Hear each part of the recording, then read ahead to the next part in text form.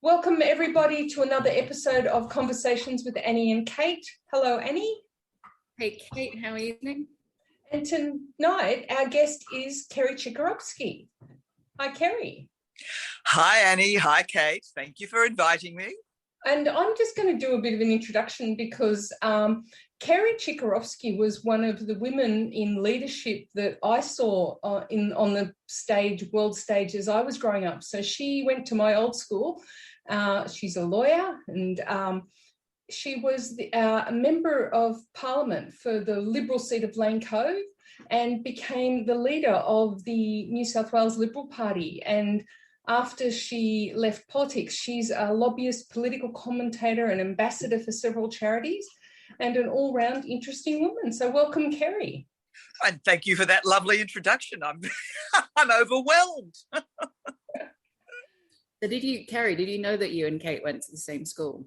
No, I didn't. But let me say, it was a fabulous school when I was there. It's one of the reasons why I ended up doing the things that I did, and I'm sure it still is. Although, having said that, my daughter, she went until year 10, and then she decided she didn't want to go to a single-sex girls' schools anymore, having been in the States for 6 months at a co-ed high school. So she finished at St Andrews. But she loved it while she was there, but yeah, I think it was the lure of the boys or the co-ed that attracted her to St Andrews. There is something. There's a balance though about the co-ed schools to me. So I as my accent might belie, I'm British. I went through the state school system in the UK. So there's, other than obviously if you're going to a private school, then quite clearly you could choose whatever you want and whatever your money could pay for. But my parents couldn't afford that. And the idea of going to a school that didn't have boys and girls together would just be very foreign to me. Yeah. And I think there's a lot of, given what's been going on recently, there's probably a lot of, good reasons to actually go to co-ed. But that's another discussion and a much longer discussion for another day. All right. So, Annie, do you want to ask one of our first icebreaker questions? I will. So, Kerry, this is my favourite one. And it's, you could go back to your younger self, and you can choose whatever age that would be. If you could go back to your younger self and give some advice, what bits of advice would you have? Probably to be a little bit more open when I was in the leadership position, be prepared to admit that I wasn't coping as well as I needed to cope, not being the person who is always the one who has to fix things and therefore has to be stoic on all occasions. And that applied in the leadership role, but it's applied pretty well all my life. Because I'm the eldest of 4 girls, I kind of always thought it was my role to make sure everything was okay. So, when my mum died, for example, I had to make sure my dad was okay. When I got divorced, I had to make sure my kids were okay. When I was in the leadership, I had to be okay without getting any help from anybody else, because that was what I did. I always was, the person who had to make things okay. And I think, in hindsight, the best advice I could give my younger self is admit when you need some help and go for it, because I never really did. And it was only later in life that I started to do that. It's really similar advice that a lot of people seem to give. And I think women don't realise until we get older that we were so hard on ourselves when we were young. Totally. I mean, and it's, the bit of advice I give lots of women when I speak to them is that, have more confidence in yourself. Believe you can do things. Don't believe because you haven't done it before, you shouldn't have a go at it now. I never had that problem, let me tell you. I was always very confident. I was always prepared to have a go. But yeah, I think, for a lot of women, and hopefully less so now than when I was growing up and when I was going through what I went through, because I think young women today, they strike me as being more confident these days. It's interesting. Okay. I did some things with some young folks from a local high school, and everybody was saying that I was talking about the normative culture when you leave and it's sexist. Workplaces are sexist and stuff. They said, oh, no, we won't be like that. We're all very egalitarian. And I was like, oh, I'm not sure. Well, I had that conversation in 1993. I was in New York and I met with what was then the largest business women's group in the States. And I said to them, how do you recruit members? And I said, do you get them when they're coming straight out of college? And they went, no, when they come straight out of college, they think that they own the world and the world will be completely fair to them. We usually get them about 7 or 8 years later. I went, yeah, that makes sense. So I'm gonna ask my question is, what is the one tool that you always go to? And it could be anything. It could be a power tool. It could be a thinking tool. It could be anything. Well, it's definitely not a power tool, and it's definitely not a cooking utensil, because I am well known for my inability to cook. So neither of those would qualify. I did think, should I say the vacuum cleaner? Because, my house is, not too bad, but then I realised that's because I have help. So I can't give you any of those things. I suspect the one tool that I would go to, the one thing that I use most often in my life, which is probably the same as a whole lot of other people now, is I'm a very big user of Google. I like to be completely informed when I'm discussing things. So I do a lot of Google searches, and I don't rely on Wikipedia. That is a very good tool. I'm just going to go and get the noisy thing off my dog. So Kate's just got a little Chihuahua puppy 2 weeks ago. Oh, too cute. He's adorable, but because he's so little, she has to put a little bell on his collar, because otherwise she might stand on him. So he's adorable. That's sad. He's very adorable. And he's the smallest dog in the world, but his name is Maximus. Oh my God! Well, Kate, you'd appreciate my daughter. She has 3 dogs. She and her family have 3 dogs. The first one is Gin. The second one was Tonic. So of course they had to get the third one, and it was called Andy. So they just call them Gin and Tonic. I love that. That is lovely. I was wondering if they need another one and maybe call it Lime and Lemon. Yeah, no, I've told them. No more dogs. I think they've got enough. The guy I got this from has like 6 of them. It's hilarious. And so that leads me to the question, what are we all drinking? I'm drinking a very nice Bordeaux. Go, Kerry. After you, Annie. I've got a gin and tonic. What have you got floating in there, though? They look like flowers. They are, no. They're actually plastic ice cubes, because I used to put in those metal ones, because I don't like to dilute my gin and tonics, and I kept smashing the glass on the with the metal ones. So I bought plastic ones. I told you I'm pretty incompetent in the kitchen. So I've got beautiful plastic ones. So they're plastic fruit. But they work very well. They keep it very cold. I need to get me some of those. And what are you drinking, Annie? Can I follow-up question? I'm a gin and tonic girl as well, as is Kate. What gin is it? Well, cheers to all of you. Cheers to both of you. And we better have a sip. What brand of gin have you got? This one's a Hendrix. Classic choice. And mine is a Barossa Valley Cab Sav, not a Shiraz. Oh, interesting. Yeah, no, there's a lot. Look, I must actually get into more of the Australian gins. So I've had one which I've run out of, which was from Joadja. That was delicious as well. But Hendrix was what I'm drinking at the moment. I'm loving how gin is so fashionable now, and there's so many different kinds you can get. I'm really enjoying that. Totally. So Kerry, I wanted to ask you about when you got the leadership, because that wasn't a very common thing for a woman back in those days, was it? What year was it? In 1996, I was the first female, 96 or 97, I can't remember now, 96 I think it was. Yeah, it was 96. I was the first female leader in New South Wales, first female leader of a political party in New South Wales. So it wasn't that common. We'd had a couple of deputies, but I was the first actual leader of a political party in this state. And how did the men take that? Well, it was the men's idea to give it to me. So it was the power brokers within the Liberal Party who decided that they'd have a go at having a woman.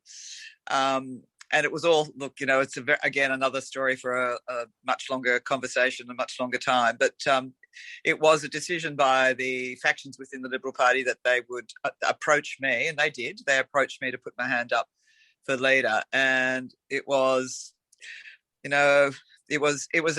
people think it was a really easy decision, but it wasn't. It was actually quite tough, because we only had just over 3 months to an election. So it was a big ask to go in and pretty well do much at all. Yeah. And, it is a learning experience. I mean, I would have made a much better campaigner at the next election had I stayed on as leader than I did at the one where I actually went to the election. But that's because I would have had 4 years experience.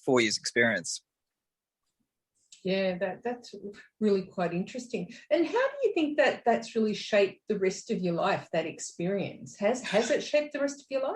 Oh, I am the first to say I'm incredibly grateful to the Liberal Party for giving me that experience, because it taught me a lot of things. Well, it taught me how to cope with losing, which I did quite spectacularly. But being leader gave me a lot of skills. It taught me how to work with people to, get consensus, because I'm very big on consensus and groups. Yes, I want to make a decision. I want to be, part of the decision-making process. But I didn't feel as if I had to impose my view on a whole lot of people. I became very good at persuading people to my view. And you were sitting in a shadow cabinet where you had the left wing of the Liberal Party on one side, all the way over to the right wing of the National Party. So getting a consensus from that group was was sometimes difficult, but it was a very good life skill to learn. I'm not sure how you put those two together. So was it always your intention to go into politics, Kerry? I wanted to be a politician since I was 13. I came back from the States. We lived in the States when I was younger, from the time I was 7 till I was 13. I was fortunate enough to meet Robert Kennedy, a couple of months before he was shot. Seriously impressed with that. As a 12-year-old, I think I would have been. I was incredibly impressed with him and his ability to move a crowd. And I just decided that I wanted a job where I could do things for people. And the thing about being a politician is that that's what you really do. You actually do things for people. As a local member, you do it on an individual or a small community basis. As a member of a government, as a member of a cabinet, you get the opportunity to do it for a lot more people. So, wanted to do it from the time I was 13. Interesting. Do you think that many people understand what the job of a member of parliament is? Oh, I don't think many people have any idea. And I say this as someone who gets the opportunity to talk to a lot of people. I don't think anybody understands how hard members of parliament work. And I'm not being self-gratifying there by saying, I worked really hard and, therefore people should appreciate me. It is, and the higher up you go, the more consuming it is. I mean, I, as the leader of the opposition, used to get up at 5:30 in the morning and finish at 11 o'clock at night. And I had to manage my work, which was my work as a politician. I had to manage my local constituency work as the local member. I had to manage my family, spending time with my family. And I had to try and find some time for myself. I actually took up walking when I was leader, because I just needed that, quiet time just to myself, have an hour a day, because you don't get a lot of that in politics. When did you do that? Like at 4:30? I used to be up at, because I used to have to be on the phone at 5:30. So what I would do is I would go 5:30 to 6. I would do all the radio stuff, and then I'd go out for 45 minutes and come back and get changed to go to the office, get the kids, make sure the kids were ready for school, get them up at about, 7 o'clock, make sure they had lunches, and then, go to the office. That is a huge day. And that's what the day finish. About 11 o'clock at night. That's absurd. How is that even? It was crazy. And I was really lucky. I got to sleep in on Sundays. I didn't have to get out of bed on Sundays until about 7:30. That was my big sleep in. Being a federal politician, because otherwise you're in Canberra too. And so the decision to actually be in the state was one I took with my then husband. He married me knowing that I wanted to be a politician. So we sat down and talked about what that would look like when I was getting to the stage where I really wanted to be serious about it. And we decided federal or state because I did have young kids, and he thought it was important that I tried to keep some level of normality in their life. So I would be there in the morning. I would try and get home before they went to bed, but often that would be go home and then go out again. So we decided state for that reason, that I could actually be around, upper or lower. Lower, of course, because I wanted to be leader. So, So you really thought about that really seriously, about not just wanting to be a politician, but wanting to be in leadership? Oh, yeah, totally. No, I mean, I don't think there are too many people who go into Parliament who have, as we say, don't have the leadership baton in their backpack. Everybody thinks they can do it. Not everybody gets the opportunity, obviously, but I think, lots of people will get the opportunity to be ministers, and ministers are also important in the process, very important in the process. Look at Brad Hazard in the last 12 months, 15 months. I think that man has worked his absolute, excuse my French, arse off, because, he's been working, again, ridiculous hours to try and get us through COVID, as has the Premier. So, I think people who go into Parliament have ambitions to at least have some sort of leadership role, whether it's the ultimate leader or be, a minister, or parliamentary secretary, something like that. That's really interesting. So what did you do with yourself when you finished doing that? When I left? Well, that was a pretty hard decision to leave because, as I said, I'd wanted to do it for such a long time. I was there for 12 years. I'd lost the leadership 12 months before I left. My children at that stage wanted me to walk out the day I lost the leadership, and I wouldn't do that. I said, no, I can't do that to the Liberal Party, and I don't believe in doing that to my electorate because, I don't think it's fair to put them to a by-election. But when the election was coming around, I literally went and sat on the balcony at a house near a beach to think about whether I would stay or not. And it was a very deliberate decision on my part to leave. Influenced by a number of things, but probably because my kids were over it. They were 7 and 5 when I went in. They were 19 and 17 when I left. My daughter in particular had enough of being, are you that woman's daughter? Because when you're Chikarovski, it's a little hard to hide. So I think deliberately thinking about leaving and going through that process of working out whether I should stay or go made it easier to go, but I had to go and find something which I would be passionate about, as passionate as I was about politics. So I've ended up in running my own business. I run a government relations firm, but that's not where, and I do, look, to be fair to myself, I do that pretty well. I think I've got very happy clients, but I love doing the things that I do with the charities that I work with. I love being involved with rugby, and particularly the women's rugby. All those things are what drives me and I'm passionate about now. And did that just all sort of fall in naturally, or did you also have a plan for that as well, kind of going, right, I'm going to do my business, I'm going to have this sort of portfolio of other things that are going to keep me happy, or was it just all naturally fell into place? Yeah, no, the business was certainly not a plan. What happened was after I left, people kept on approaching me and saying, look, could you help me with, and it was particularly in New South Wales with the public service, because a lot of people don't understand how bureaucrats think or work. So after about the third or fourth time that I'd helped someone, and they were friends, they were just people I knew, and one of the guys said to me, now what do I owe you? And I went, oh, no, you don't have to pay me now. I said, this is what I do. And he said, no, Kerry, you did that when you were a member of Parliament. Now you're doing it as a private citizen, so you should be charging a fee. And I kind of scratched my head and thought, oh, maybe there's a business in this. And that's the least organised and least planned in anything in my entire life. And it's turned out to be a very good business.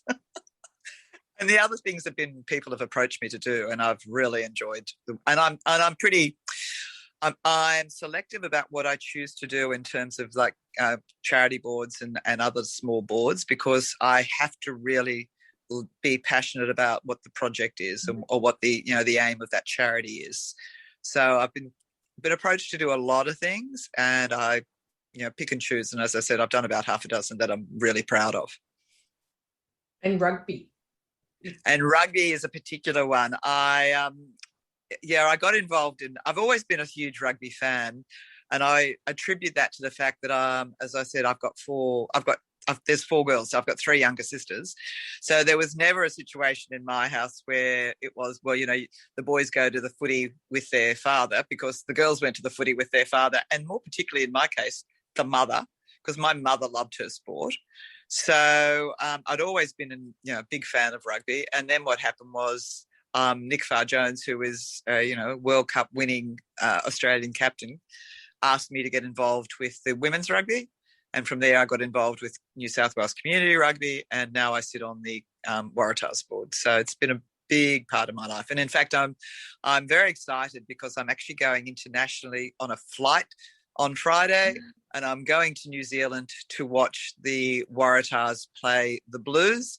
And I'm so excited about the fact that I'm actually getting on a plane, and I have to go and dig out my passport. I'm hoping I can find it. Oh, actually, I better do that tonight in case I can't. I'll have to get expedited one. No, definitely do it tonight. Make sure you know where it is. Yes. I had to do an emergency back to London in September last year, and I can't tell you how weird it was going through Sydney Airport, and there was just everything was closed, all of duty free, none of the shops are open. About 3 or 4 of the cafes were open, and the departures board is just usually jam packed with flights. Yep. Just 6 flights. That was it. Yeah. No, well, very odd. I'll report back what it's like now with a few more flights on the schedule. But yeah, I'm very excited to be jumping on a plane. And I've been doing a bit of domestic flying, which has been good for work and again for Waratahs. But to actually produce a passport, oh my God, it's been 15 months. I've not been at home for this long since I was a teenager. Crazy. Yes, I know, nuts.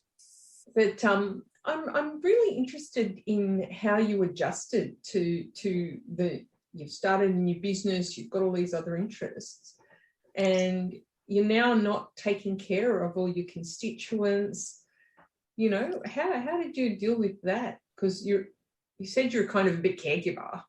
Yeah. So when I lost the leadership, that was pretty traumatic because I'd gone from having my diary organised in 15-minute increments to having absolutely nothing in it. And that, for me, was a real shock because I had been used to being busy. I had been used to being organised.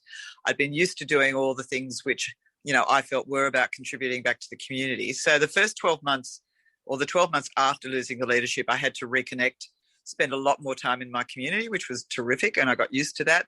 But I also got very good at managing my own personal time better, so I was able to give more time to myself and to my family, which was a good thing. So that kind of transitioned me away from the hectic, 16-hour days. So I kind of transitioned away from that. But then what happened was when I left, I literally was looking around, beyond the job, beyond the business, and I really wasn't sure what I was going to do. Really wasn't sure because you're right. I mean, I had spent all this time working with people, trying to make people's lives better. So I was lucky in that, women always say they're lucky and they should never say that. I was asked to go on the board of the Humpty Dumpty Foundation, which was the first charity board that I went on because I'd had a relationship with the organisation when I was a Member of Parliament because they were providing equipment for the children's ward at North Shore Hospital. So I think I got involved in that, and from there I realised that I could do a lot of good.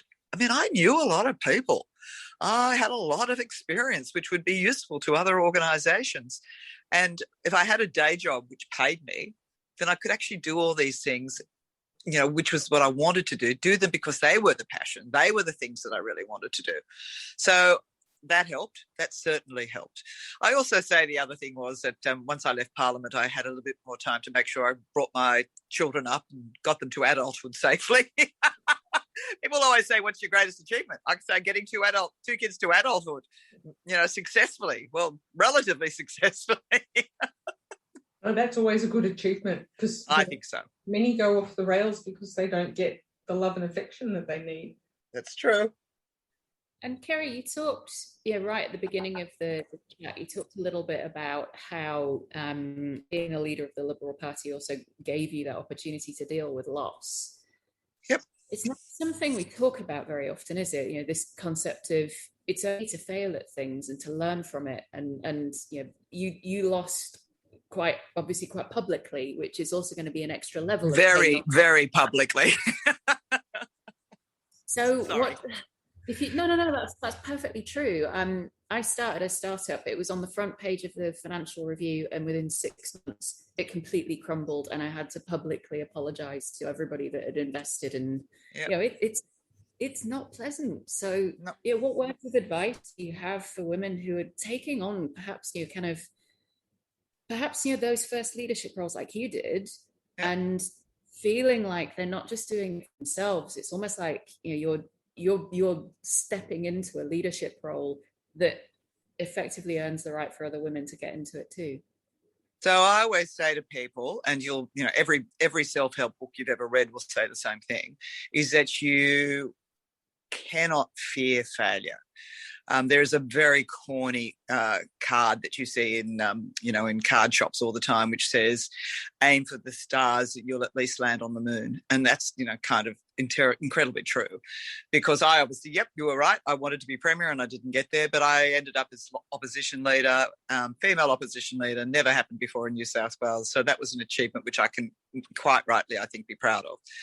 I think, though, I say to people, if you don't have a go, you will never know. And I'll give you the example. The best example for me, personally, was when they came in and challenged me for the leadership. I had the gang affectionately called the Gang of Five. No, hold on, I'm not bitter and twisted. But the Gang of Five, they came in to see me. And these were 5 of my colleagues. And they came in and they gave me 3 reasons why I should resign the leadership and not take it to a vote. And the first was that we weren't doing that well in the polling, which was completely untrue. And I wasn't doing as well as Bob Carr, no doubt about it. But on the 2-party preferred, we were actually either neck and neck or marginally ahead. So that was not true.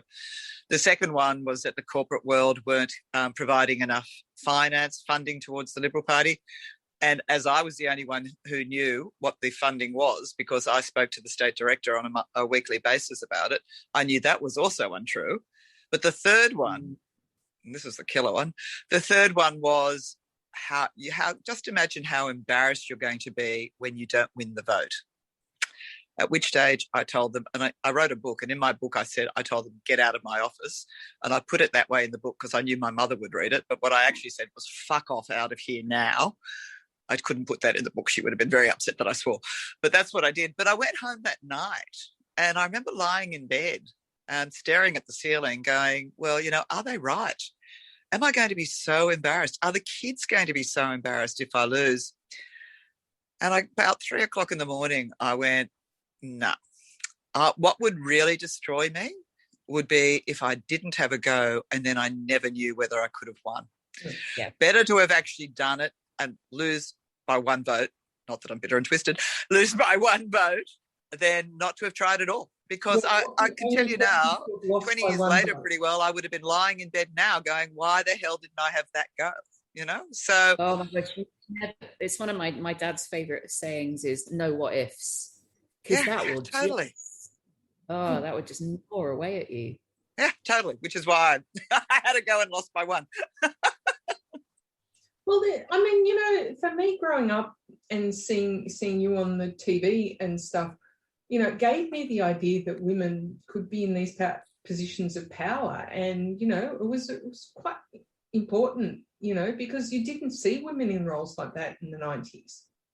Oh, absolutely right. And I mean, that's one of the other reasons why I was so reluctant to seek help, because to be honest, there was no one I could go and talk to because there was nobody else who was having my experience, and I didn't feel comfortable talking to the boys because, well, they were boys and they did things differently. So yeah, you're right, it was. And I mean, to be fair, though, there were a lot of women, a lot of business women who are in the same position. So what I think is better now than was when I was there is that there are now people like me who've been there, done that, who are more than happy to mentor, to talk to encourage both younger women. I do it for both younger women and younger men, to be honest.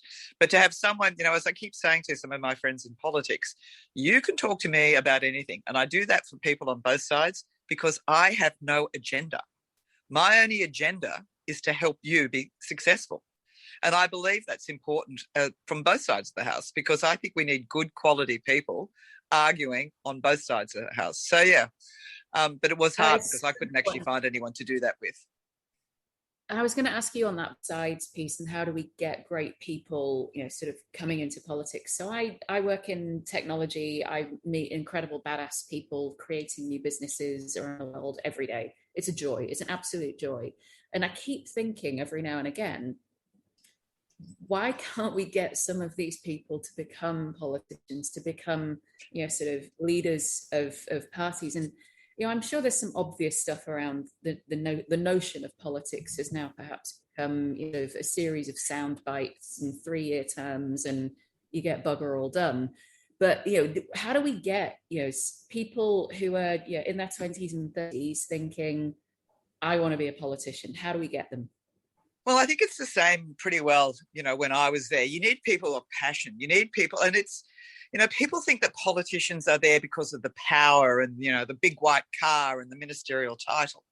But what people who go into politics pretty well have in common is wanting to actually make a difference. Now, I would think that people in the tech industries who are, out there at the forefront of change in terms of how our lives are being lived would be similar in their ambitions. So maybe what we need them to do is go off and make their squillion fortunes, get all their dollars whacked away, and then they can think about putting some, back into the community by putting back in and going and being politicians, putting up their hands and saying, look, I've got all this expertise and experience and passion, and let's do it for a broader community and a younger community maybe, but let's do it in a way in which I as an individual can help the greater good, not just me and just not my bottom line of my company. But I mean, part of the thing with the startup folks is how often do they get to have a conversation with somebody like yourself who can tell them this and talk about their experience and that you can help people? Because, I mean, pretty much everybody I know doesn't think well of politicians. I know. Yeah, no, that's fair call. When I'm just on that point, when I first got elected, I'll never forget it. You know how they do those surveys of professions? So when I remember ringing my mother saying, they've just put that annual survey out, Mum. I'm not sure that I picked the right job. And she said, why? And she said, because politicians came third last. The only people we beat were used car salesmen and drug dealers. And I reckon today people probably trust their drug dealer more than they trust the politicians. That's an interesting conundrum. Yeah, too funny. Some politicians have decided to go from, a state or a federal level to go to local government. That never occurred to you? Oh, good God, no. Oh, good God, no. My father was in local government. I used to say he had rocks in his head. No, thank you. I have a very strong view that there's nothing as X as an X. I never would never tell the Liberal Party what to do. I would never tell the leader what to do. I certainly offer advice and encouragement where I think it's appropriate. But yeah, I don't feel the need to go in, particularly into the public arena, and tell anybody in the Liberal Party, that they're doing a bad job or what they should be doing better. So, what do you think about some of these other former leaders who are making very public statements? Oh, are we referring to Malcolm Turnbull here, maybe? Yeah, totally. Tony. Yeah, but I've got to say, in more recent times, Malcolm has been far more vocal than Tony. And to be honest, I don't want to comment on personalities, but let me just say, as a general view, I do think, as I said earlier, I was given opportunities that no other woman had been given. Very few people get the opportunity to be Prime Minister of this country. That only happens because of the party to which they belong that elects them leader and then supports them into that role. And my very, very, very strong belief is that whoever gets there should be grateful for that opportunity and shouldn't be thinking that it's their business to tear the party down. Can that be as generic as that? Yeah, I think that's beautifully put, Kerry. Beautifully put. Now I'm going to jump topic slightly because you've spoken about your mum sort of at least 5 or 6 times in this short brief conversation. Did she sort of have a huge influence on who you are as a human being? Is it something that as you keep walking through life, you still kind of hear her voice in your head or comments that she's given you over life that still stuck with you? Well, as I said, I'm the eldest of 4 girls, and I always say that my mother and father were the first and best feminists I ever knew. Because you grow up in a household of all girls, there is nothing about boys do this, girls do this. It was all, girls can do anything.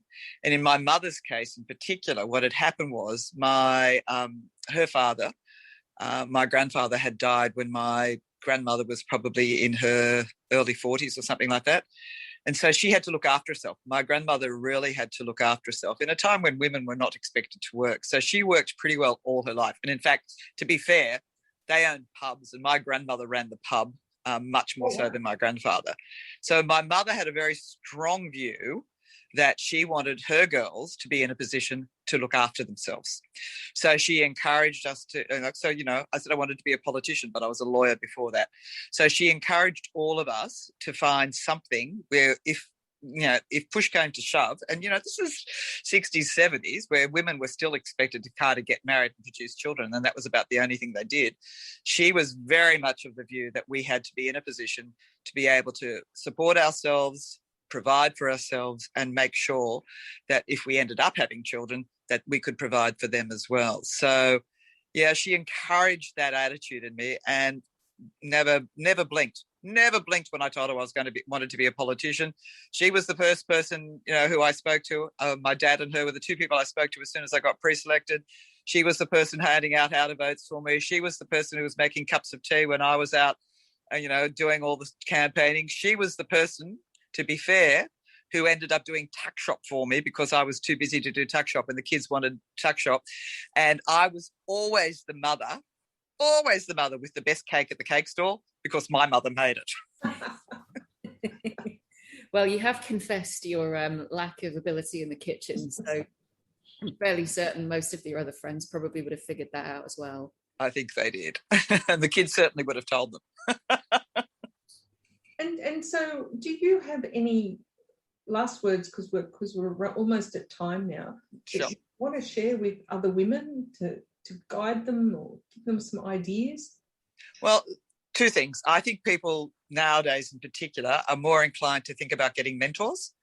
And I think find someone who you trust, someone who you can download to. I mean, you can have that bullshit. Oh, I'm sorry, I nearly knocked over my gin and tonic.